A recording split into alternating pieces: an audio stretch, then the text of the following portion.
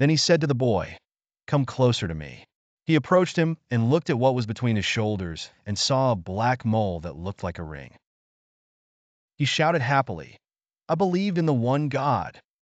Abu Talib's astonishment increased at what he saw from the monk, and he said to him, "What surprised you about this boy, Bahira?" Bahira replied, "O brother of Quraysh, this is the messenger of the Lord of the worlds. God sends him as a mercy for the worlds." Abu Talib said, "What do you know, Bahira?" And he replied, "When you approached from Aqaba, not a tree or a stone remained, but it fell down prostrating. They do not prostrate except to a prophet. And I recognize him by the seal of the prophethood, below the cartilage of his shoulder. Then I tell him what he finds of the characteristics of a prophet sent from the direction of the sacred mosque, who may be overshadowed.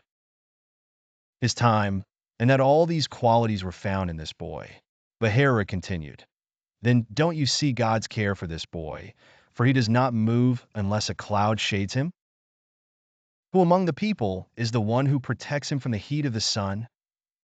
Abu Talib said, "I felt the shadow of the cloud, but by Al-Lat and Al-Uzza, I did not realize that it remained."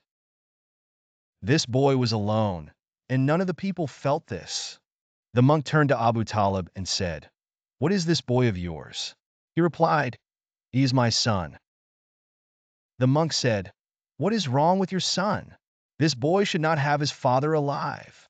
Abu Talib said, "He is my nephew." The monk said, "What did his father do?" Abu Talib replied, "He died and his mother was pregnant with him."